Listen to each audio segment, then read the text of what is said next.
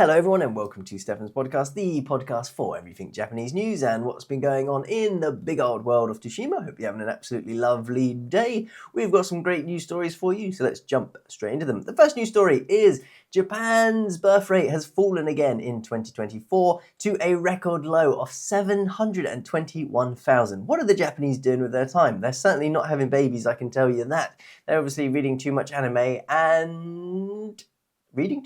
watching too much anime and reading too much manga is what I meant to say. Yep, obviously doing too much of that and not going out and having babies, and this is becoming a problem. So, just for context, last year they had 721,000 new births, and off that number, to add to that number, I should say, the death rate for Japan last year is sitting at 1.6 million. So there is a big old shortfall of about 900,000 people. So that is a lot of people to lose. Of course, people are moving into Japan, so that isn't going to be a straight negative, but it certainly is a problem. Big old problem for Japan. And in all of Japan's 47 prefectures compared to the previous year, there has been a going down of people having babies. So what is the problem with that? Well, one of the problems, according to the article, is that people aren't getting married enough. Not enough people getting married. This is a big old problem. So the numbers of people applying the knot last year stood at, get ready for this number, according to the article, 499,999 people. I cannot believe it. Who is the one person who didn't turn up or who missed their wedding last year and who didn't bring this up to 500,000? This is ridiculous. If I was out on the wedding register, I'd be screaming out the last minutes of 2024. Come on, you got to get married now, right now. The clock's ticking. We need to get this up to 500,000. We're going to miss our quota. Oh, we got to do this. Come on, go. But no, they missed their quota of 500,000. This is actually up, apparently, by 10,000 people from 2023. I will say, with these figures, don't forget that was 2023, still very COVID-y in Japan. A lot of COVID still knocking around here, especially for the beginning of that. There were a lot of rules around COVID. I came here in 2022, I think, and they didn't really relax all of the COVID rules until really that summer. Yeah, really that summer is when they got it. I mean, I was still meant to wear a mask in 2023 until April. March is when they really started relaxing the rules here in Japan. I mean, a lot of people still wear the masks, but anyway, that's just for context. There was a lot of COVID stuff still going around at the beginning of the year, so not quite a normal year. And 10,000 people, up from 10,000, isn't a lot, really, when you think of Japan's population of 124 million. So not a lot of people. People need to get married. But the problem is, there's going to be a lag, because if you think 2023, people still having COVID issues, people need to meet to get married. And how can they meet if there's still COVID? So probably we're not going to get back to normal wedding figures until, I'd say, 2025. We're now the closest Japan has probably been to a normal society after COVID. Most of the rules have gone. You can pretty much travel unimpeded now. This year will be the first, I think, full year without, hopefully, fingers crossed, any real things from COVID. You might hear the odd stories. If you go into the hospital, you might still have to wear a face mask, things like that. I think this is now as close to normal as we're ever going to get in Japan. So we're not going to get normal wedding figures until what? 2028, right? Because it takes you, what, a year, 2 years to, after dating someone, decide if you're going to marry them. Some people will be even longer. I have no idea. What is the average? Let's Google it. What is the average of marrying someone after dating them? Let's have a look. I'm going to say 2 years. Does that sound reasonable? 2 years? 3 years? What is the average time to get married after meeting? Let's have a look. The average time even longer than I thought. Between 2 and 5 years apparently is the most average time to get married. 2 and 5 years. So let's call that 3, and so 3 years. So even if people start meeting now, you're not going to start seeing the effects of this until 2030. That's when all the COVID dating is done and we're back to normal people dating. Wow, that is a huge thing. 2 to 5 years. Wow, that is longer than I thought. I have to say, I thought people would get married a little bit earlier than. Actually, no, I suppose it's about right. That's about right, isn't it? 2.5 years? Yeah, sounds about right.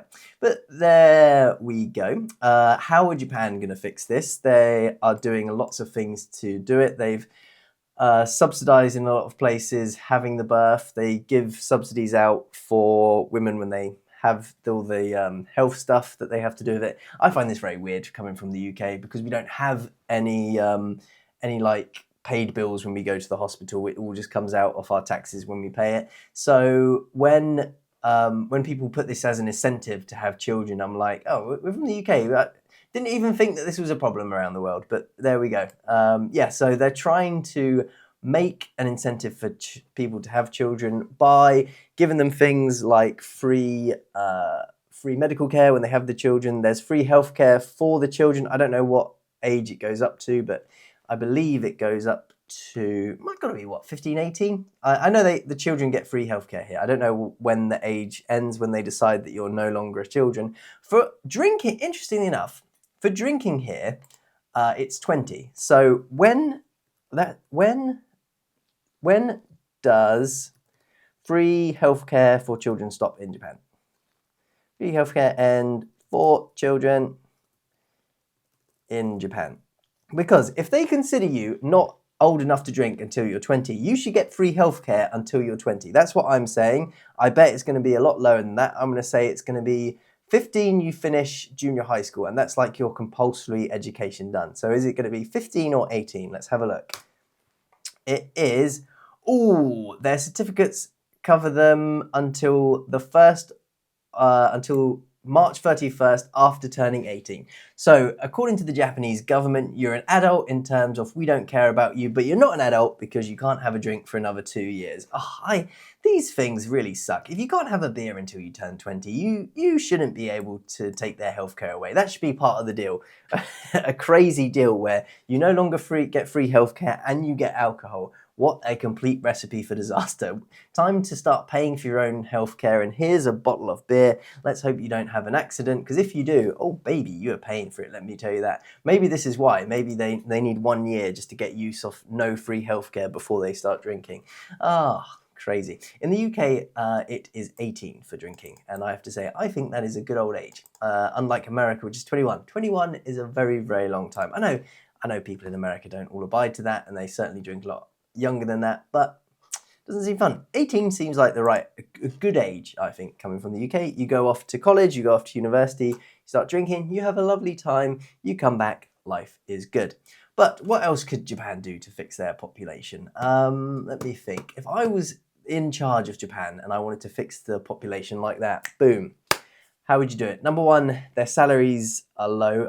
I know I've been looking for some jobs recently, and when you compare it to the US or the UK, maybe not the UK salaries right now, everything in the UK is a bit up and down, but comparing it to the US, in a lot of tech fields and a lot of like businessy fields, it feels like their salaries are lower than in the US. So more money and more time off work, because you need money to go on dates, and number two, you need time to go on a date.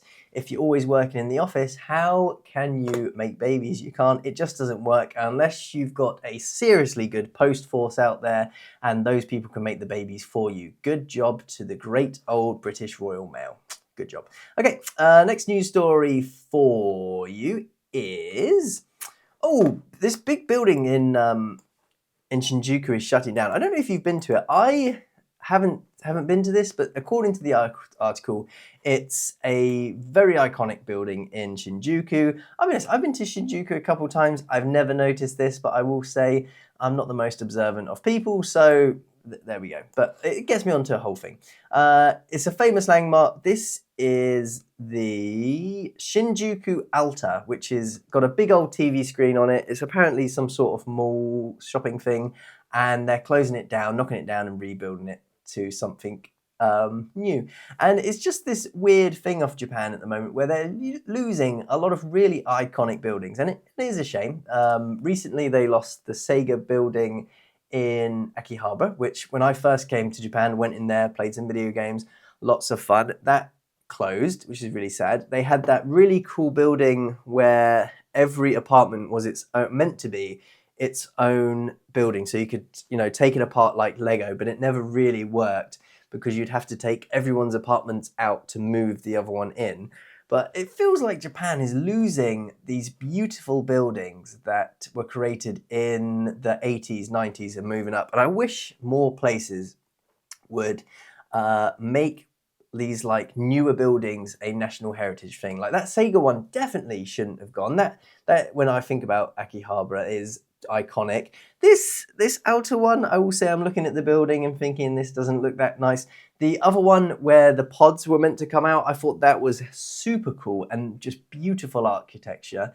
And they get rid of it. It's a shame. Some places are really nice, but I will say this outer one, I think this is a bit of a stretch because I don't particularly like the look of the building. It doesn't look very cool. It just looks like I'll put a picture of it on here.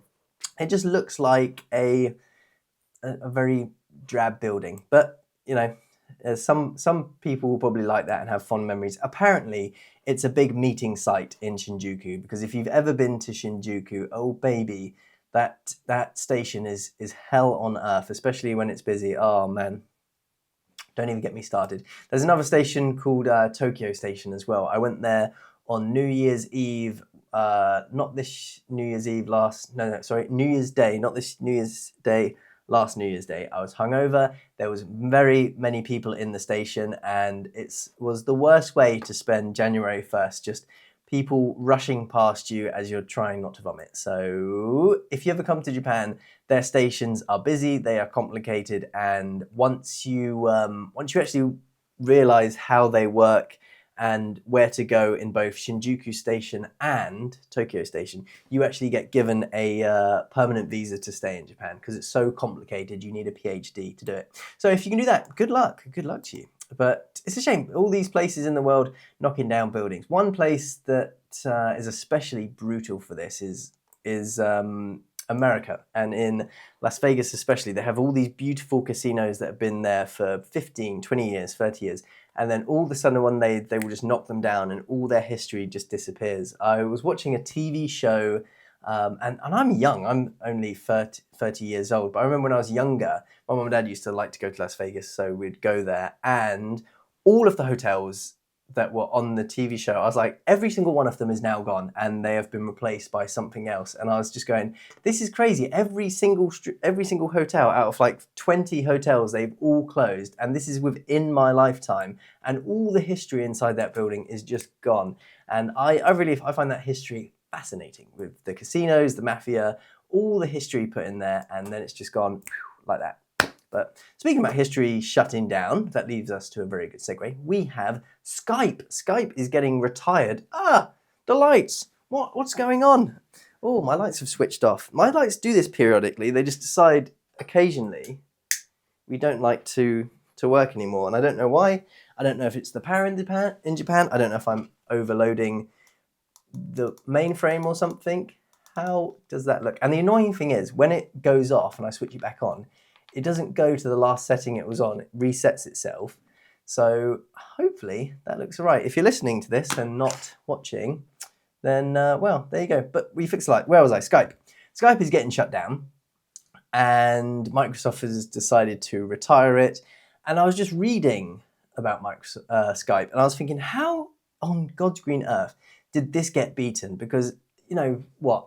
I remember when I first went to university, Skype was really the only video calling app that there was.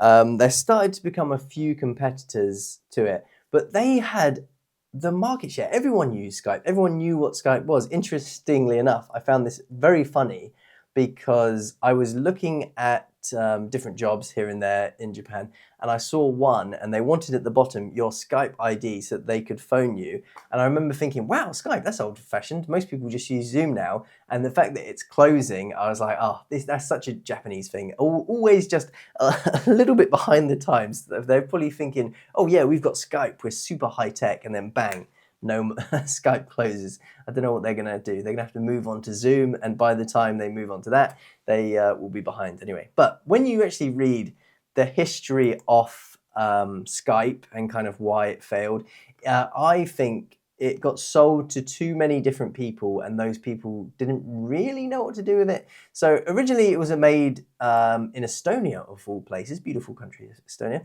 It was made in Estonia originally, and then it was sold to eBay in 2005 it was sold to eBay. eBay, which is a weird one for them to buy, but anyway, maybe they wanted to diversify into different things.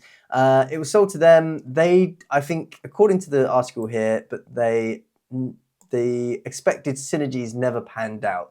I don't think they had any idea what to do with Skype. Like, what was their plan for Skype with their eBay thing? Was it a way to sell more stuff, or did they just want a separate building? I've got no idea. But in 2009, they sold it to Microsoft, and then they just haven't done anything with it. They've started building Teams, which is a weird thing. I don't really understand Teams.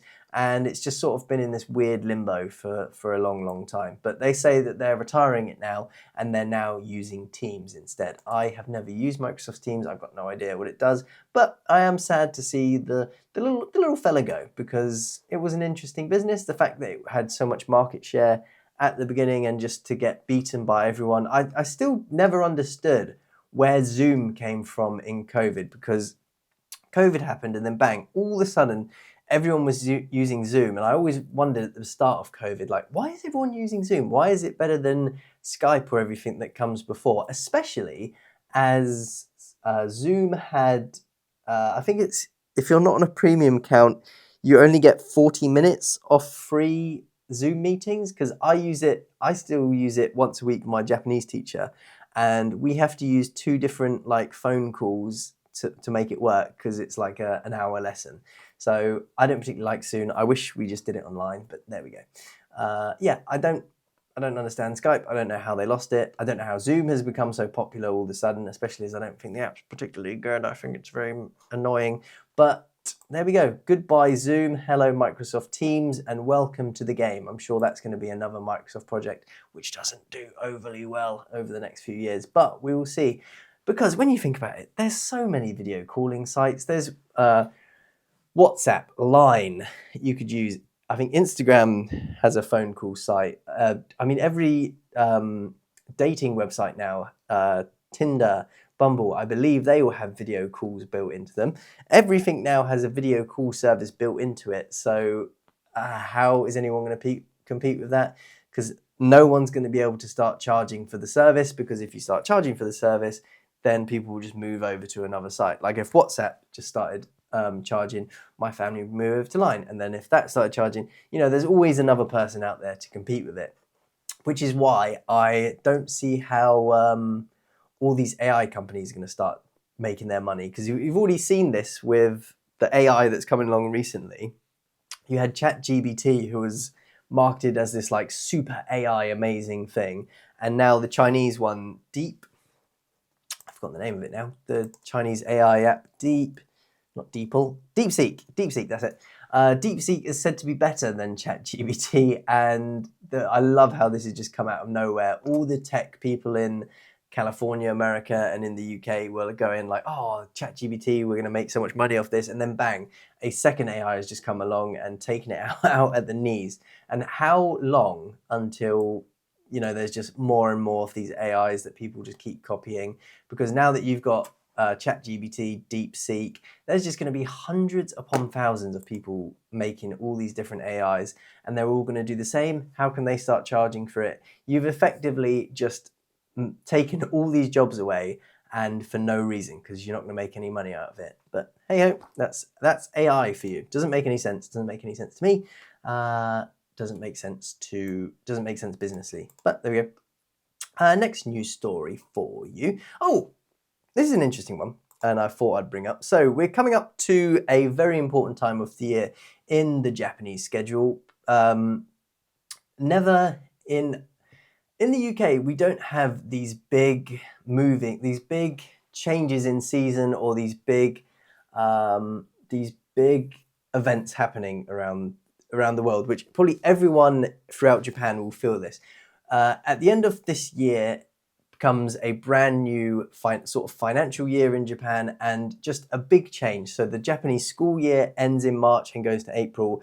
And a lot of government contracts also are set for the year, and your contract will come up at the end of March 31st. And in Japan, they like to move everyone around. So if you work for certainly the Japanese government, if you work for the Japanese government and possibly businesses, I've heard some private businesses also do this, in March and April, you can just be moved to a different place like that. So they will tell you, they'll give you like a 2-3 year contract in Tsushima, and then they will tell you at the end of those 3 years whether you're staying or if you're moving to anywhere else. And they will pretty much move you wherever they want to move you. If they like you, they'll keep you, and if they don't like you, they'll ship you to the Japanese Siberia, which is Tsushima, or they will ship you to Hokkaido. I don't know. Wherever they want to ship you, they'll do it. But this leads to a bit of a strain on Japan's infrastructure, because in March and April, they have everyone moving all at the same time. So they need to recruit hundreds of thousands of sort of moving men, people who can drive lorries, vans, and they're saying that there is actually a shortage of this. So this could face logistical problems with everyone moving here in Japan. And it really, really is crazy. In all the schools, all teachers get moved around. And in Nagasaki Prefecture, they're pretty brutal in how they do it.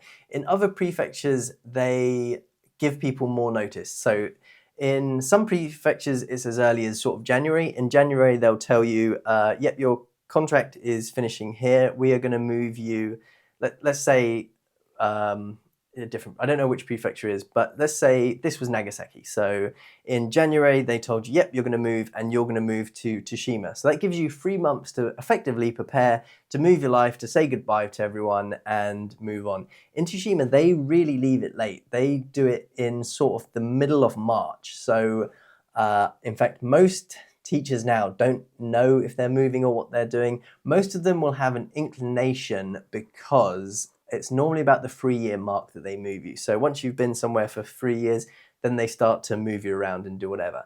But that is horrible. Within 2 weeks, having to pack up your life, move everything on, or not know whether to do it. I hate it. I really think it's a bad system. I think you lose a lot of good people as well. And the reason why the Japanese seem to like to do it is because they don't want people to rest on their laurels. I have an ulterior reason why I think they do it.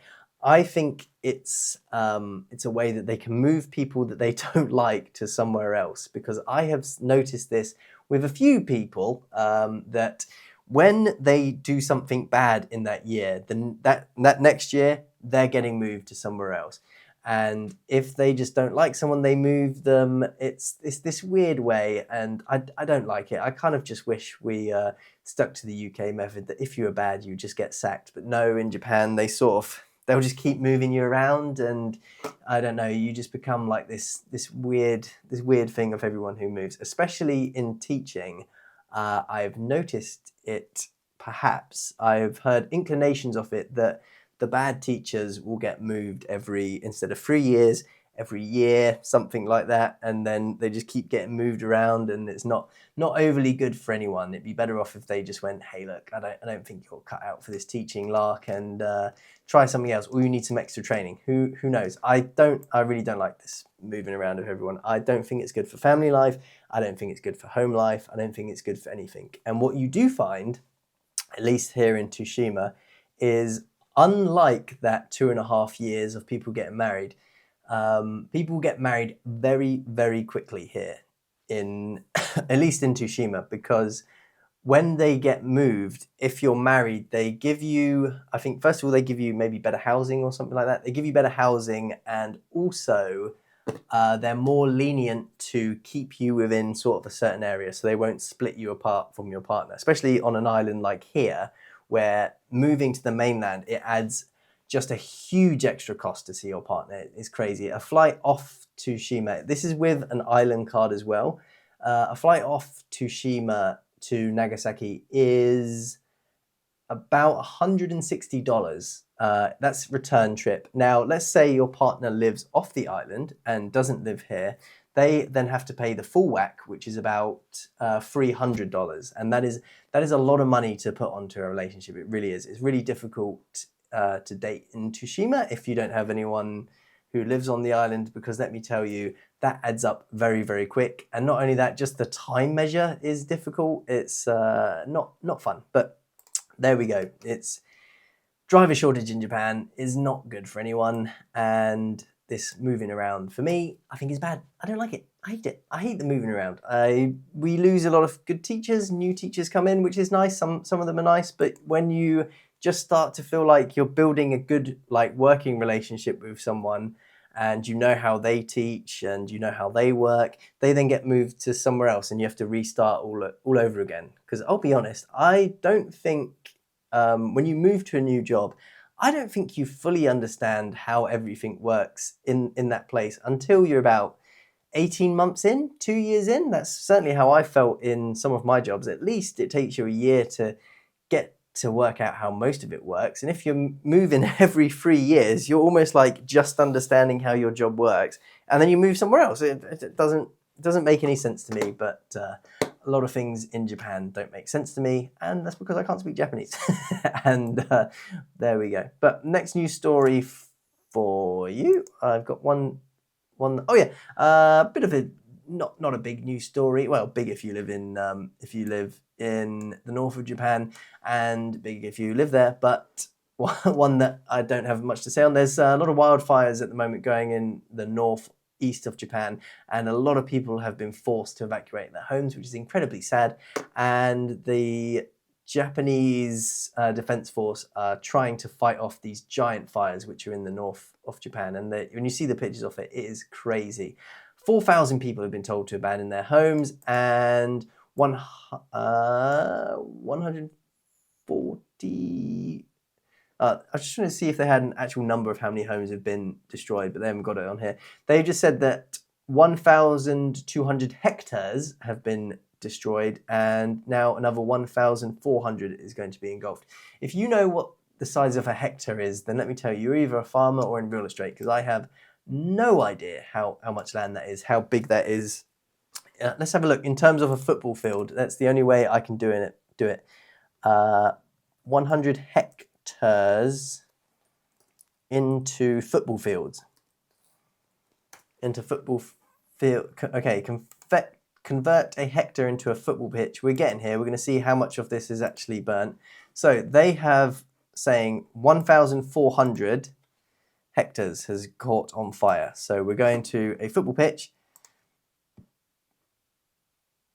And it's not working. Why? I need to know how much is a hectare. Let's go back and then go back into this. No, come on. Oh, PCs, man, they're rubbish. Okay, 1,400 hectares. God, this is why no one... Okay, result? Give me the result. Okay, so 1,400 hectares is 1,960 football pitches. So, okay, so a hectare is... got to be about... A hectare is just a little bit bigger than a football pitch. So it's like 1.2, I'm guessing, like 1.2-ish. 1.2 of a football field, 1.1. Oh, that's a lot. That's a lot. It still means nothing to me. I'm sure if you looked at a picture of it, you'd be going, wow, that is a giant fire. But there we go. They're trying to bring this fire down. I hope they bring it down soon, and I'll keep you updated if the fire gets any worse, and we shall see. How many hectares does it go? I have no idea what a hectare is. Do you? Do you know what a hectare is? If you do, you're a lot smarter than me. Welcome back. Sorry if you got cut off there. Welcome back to the Stefan's podcast.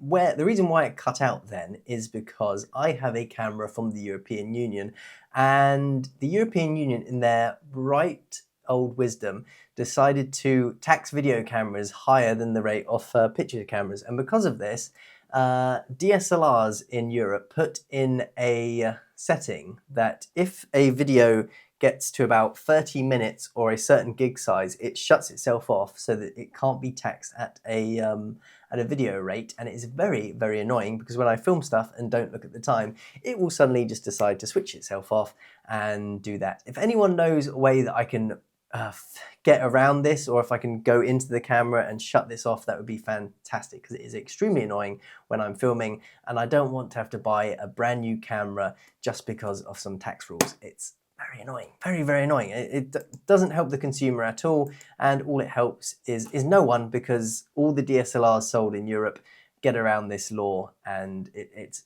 a nonsense law. One of the worst things about the European Union was that stupid tax law, and I hope that they do it. I wonder what the cameras are like in the UK now, if they've changed that tax rule or not, because if so, it's really annoying. And I wonder if they have that in Japan. I hope not, because my camera is Canon, so maybe they don't have it. I want to buy a new camera at some point, and ideally would like to do it in Japan, but cameras are bloody expensive. So we will see. When I go and buy a new camera, I shall ask, does it have the like 30-minute switch off, switch on? Because if it does, maybe I need to go and look at buying a camera from somewhere else, or somewhere like America. I'm very jealous of the Americans, that they can just go buy a camera and that they can record for 2 or 3 hours and it works fantastically. And speaking of other things that I want to buy, you might have noticed I've got a black background. It's because I have been trying to use a green screen to put the backgrounds in, but I've just found for the podcast videos,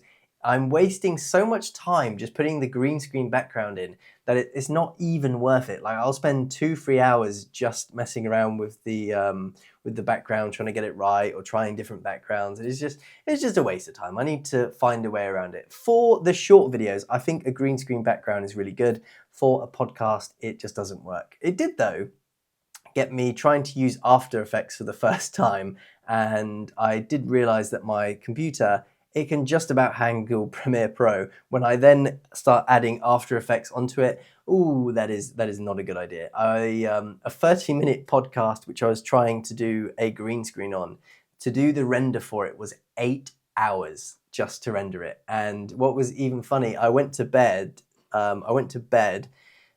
put it on, woke up, and it was still rendering all the way through. And I had to go to work, and I had to take my PC with me. So I was just sitting there, like, waiting for it to shut down. And literally, the minute that I was meant to leave for work, it suddenly just went done. And I was like, oh, I couldn't have timed this any better.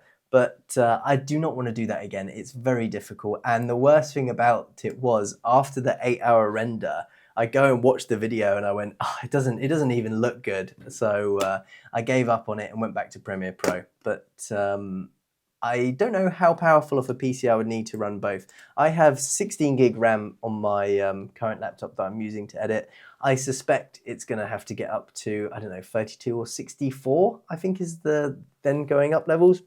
But they are expensive, and I'm on a teacher salary and very poor. So won't be getting one of them for a while. But there we go. Next news story for you. Japan's zoos are doing this weird thing now, where they're publishing like these wish lists for things that they need for the zoo.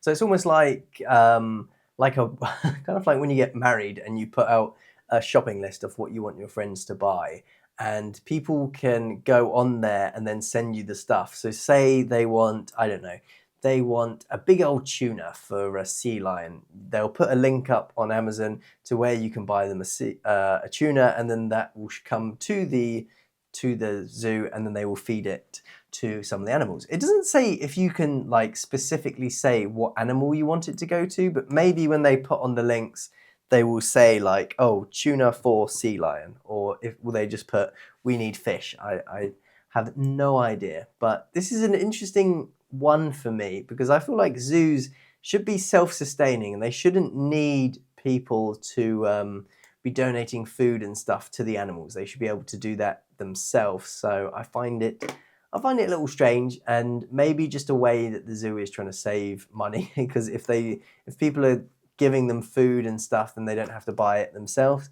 I don't know. Zoos are interesting. A weird business ethically, but yeah, I don't know. I'm not a fan of people having to donate fish and food. I feel like a zoo should be self-sustaining with the money that they do it, and if they can't make enough money to look after the animals that they have, then they shouldn't buy any more, and they really need to work it out.